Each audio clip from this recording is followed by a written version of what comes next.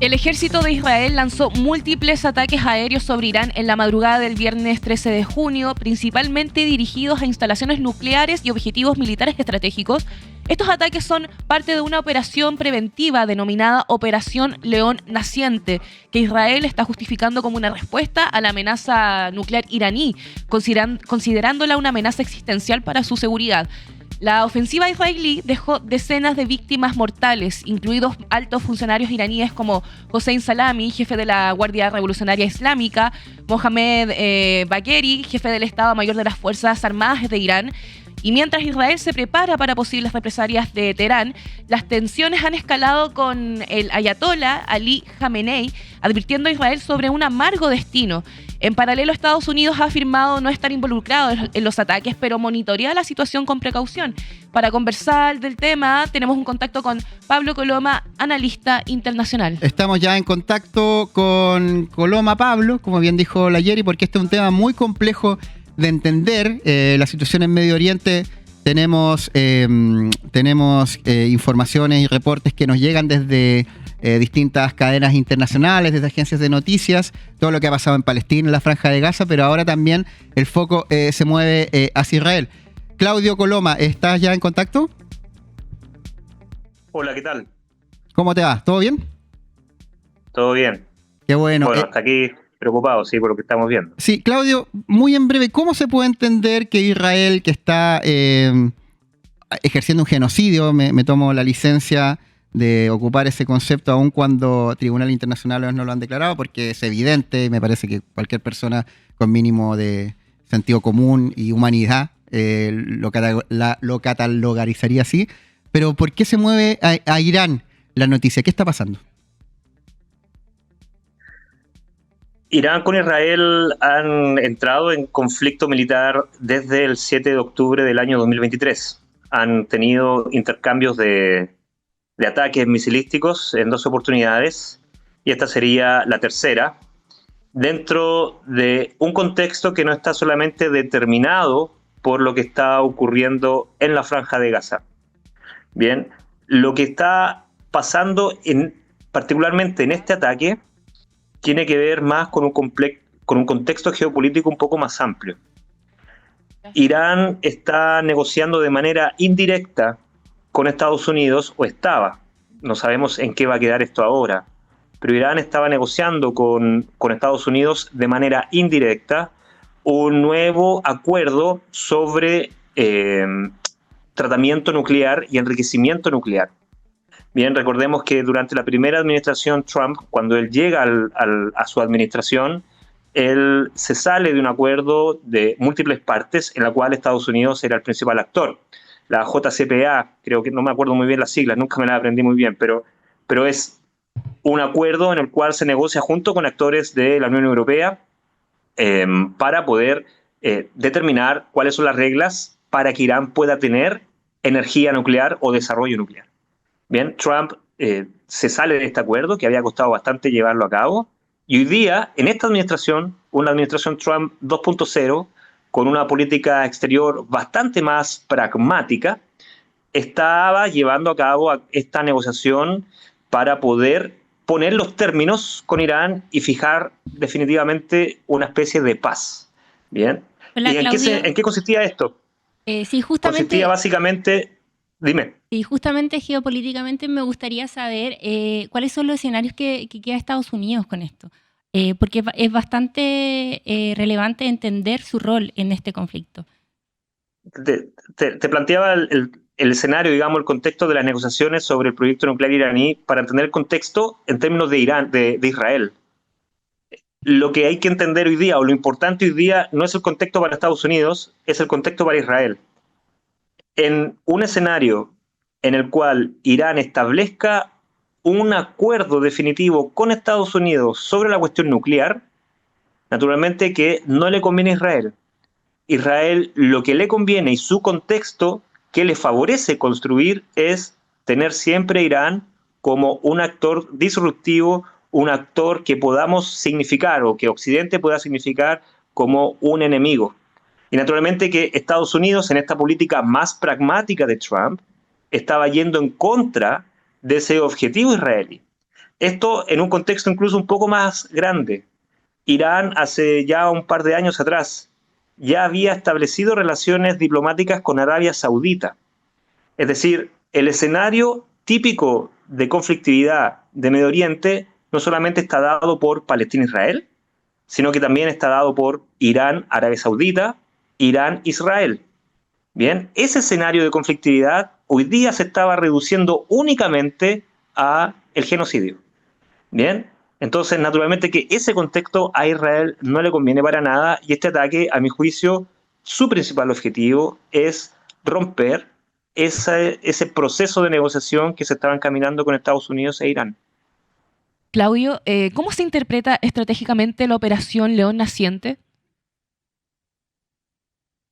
Estratégicamente se interpreta como una operación militar bastante bien planificada por lo visto y que tiene como principal propósito apuntar a instalaciones estratégicas relacionadas con el desarrollo nuclear iraní como primer objetivo, y el segundo objetivo estratégico es eliminar a agentes especiales o líderes de las Quds o de las Quds, que son la fuerza revolucionaria iraní, que es básicamente el ejército del régimen, bien, no el ejército del Estado, sino que el ejército del ayatolá.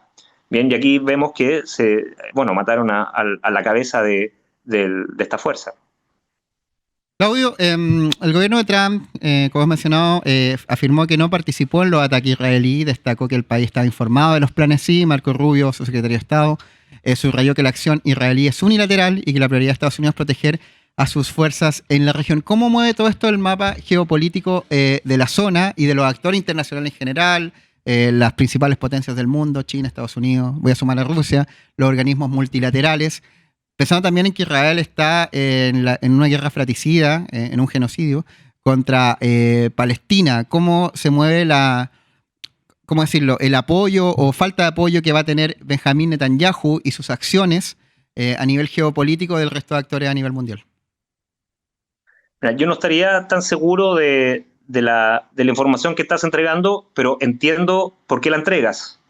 En Chile llega la información respecto a que Estados Unidos no estaba al tanto de esto. Yo en este momento no me encuentro en Chile, me encuentro en Asia y aquí circula información distinta. Espérate, la información es que estaba informado, mas no participó en los ataques. Si estaba informado, si no he dicho que no sabían. Sabían, mas no participaron. Sí, claro. Eso dicen ellos incluso también. Incluso el tema de la participación puede ser algo relativo. Recuerda que Estados Unidos tiene bases militares a lo largo de toda la región y a través del conflicto, aun cuando se declara de alguna manera un alejamiento entre Trump y Netanyahu, aun cuando Reino Unido o Francia también son mucho más críticos de Netanyahu, las declaraciones no se condicen con la práctica y Israel sigue comprando o siendo abastecido por armamento occidental. Bien. Por tanto, sí, información, es indudable que Trump tenía información. Ahora, si cooperaron en el ataque y tuvieron algún tipo de implicación, no estoy en condiciones de afirmarlo, porque la inteligencia, naturalmente que en este nivel es absolutamente secreta. Ese tipo de información lo saben ellos solamente y tal vez en este momento la inteligencia iraní. Pero vamos, supongamos que lo que está declarando Trump tiene algo de asidero. Bien, en ese caso, lo que tenemos que ver, y el mapa político sobre lo cual tenemos que estar observando, el mapa político es, en primer lugar, ¿es cierto o hasta qué punto es cierto que Estados Unidos va a apoyar, va a respaldar, va a proteger a Israel en tanto que aliado?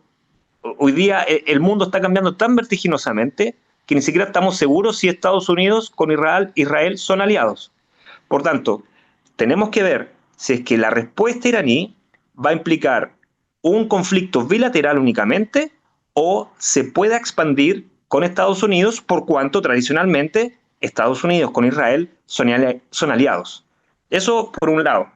Por otra parte, la tensión en Medio Oriente tiene que ver única y exclusivamente, o principalmente, para desbaratar la negociación o el acercamiento iraní-estadounidense y seguir manteniendo un estado de conflictividad que le permita a Israel mantener su posición estratégica y política. Esto se da también en un contexto israelí doméstico bastante particular. A mí me parece, más allá de pensar en Rusia, más allá de pensar en Europa o de otros actores, o incluso en China, a mí me parece que junto con desbaratar esta promisoria negociación que se estaba llevando a cabo, lo que está buscando el régimen de Netanyahu es seguir sobreviviendo políticamente. O sea, Netanyahu no es tonto, Netanyahu sabe lo que está cometiendo. Netanyahu sabe que en un eventual término del conflicto, él va directo a la cárcel. Bien, y si no va directo a la cárcel por los crímenes de lesa humanidad, por el genocidio, va a la cárcel por corrupción dentro del Estado israelí. El apoyo a Netanyahu en este momento es bastante exiguo. Por tanto, mientras más pueda extender el conflicto y el estado de guerra, bien, en el cual se encuentra, naturalmente que eso beneficia su sobrevivencia. Dicho eso, no veo mayor implicancia directa o envolvimiento de otros actores como China o Rusia o la Unión Europea de manera tan directa. Bien, lo que te trato de decir es que incluso este tipo de situaciones pueden ayudar a promover el diálogo o la diplomacia entre Rusia y Estados Unidos para tratar de abordar en conjunto la contención de este conflicto para que no se escape de las manos. Claudio. Bien, pero esos son escenarios más hipotéticos que ciertamente podrían ocurrir, pero no veo a Rusia, digamos, si la pregunta va orientada a formar unas nuevas coaliciones de Occidente versus el mundo del mal, esas cosas no creo que apliquen para este escenario. Claudio, ¿y qué rol podrían jugar aquí los organismos internacionales? Ninguno. ¿Ninguno? Ok. Y también, ¿cuánto tiempo se podría...? Te explico por qué. Sí, por favor. Sí, o sea, te lo digo así de frentón y porque las Naciones Unidas que tenemos hoy día son las Naciones Unidas de 1945. Y el mundo de hoy está totalmente cambiado en relación a 1945. Y ya se ha demostrado una y otra vez que Naciones Unidas, a través de sus cuerpos intervinientes, Consejo de Seguridad, Asamblea General y la Secretaría General, a partir de esos tres cuerpos políticos, bien, el conflicto, la guerra, no puede ser prevenida. La única intervención que podemos decir militar, salvo las operaciones de paz, pero aún así con operaciones de paz, Haití mira cómo está.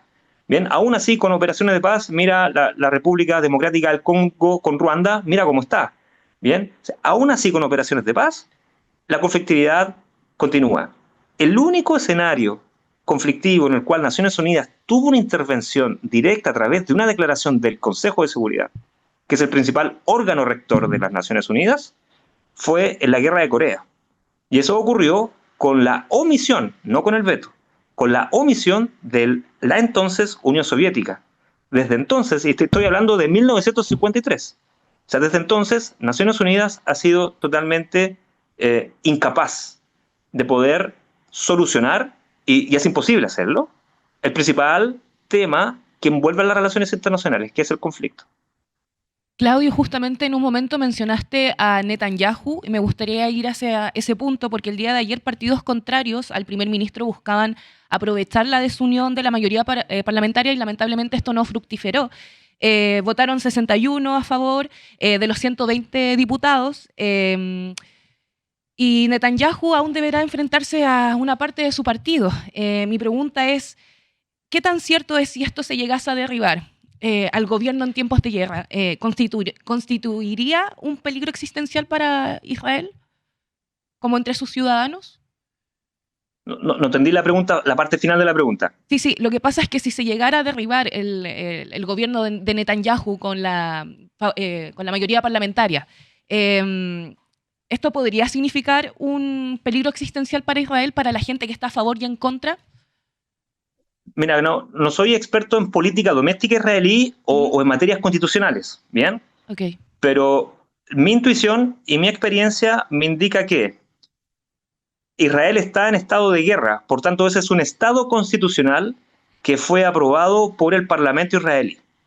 Bien, por tanto, mientras Israel se encuentre en estado de guerra, yo tiendo a presuponer, porque las constituciones funcionan de esa manera, las constituciones de los países democráticos, bien, que el estado de guerra es un estado de excepción, digamos, que le otorga poderes al primer ministro Claro.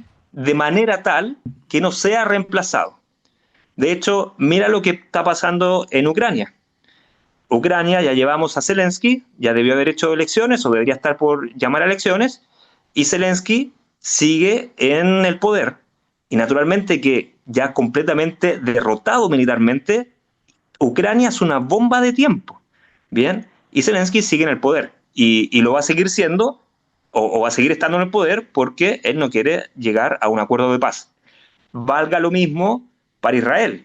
Bien, Netanyahu en este estado constitucional yo presumo que quiere extenderlo y es ese un elemento central, como les decía al inicio, que explicaría por qué ya casi consumada la misión militar en Gaza, ahora se mueve militarmente de una manera que es distinta a los ataques al intercambio de misiles que habíamos tenido antes con Irán. Bien, entonces, claro, no habría desde ese punto de vista un riesgo inmediato de lo que tú planteas. La única posibilidad de llegar a ese escenario es ya en un momento de término de conflicto, el Parlamento vote para poder cambiar al primer ministro. Recordemos que Israel es una democracia parlamentaria, así que los cambios de primer ministro no deberían ser tan traumáticos como en un régimen como el nuestro, presidencialista. Claudio Coloma, analista internacional, nos permitió entender mucho mejor lo que está pasando en Medio Oriente, particularmente con Israel, este ataque que tuvo a Irán. Entiendo que estás desde China, ¿no? Sí. Bueno, ¿qué hora hay allá en ese lado del mundo? Estamos 12 horas después, la noche, son las 9:30.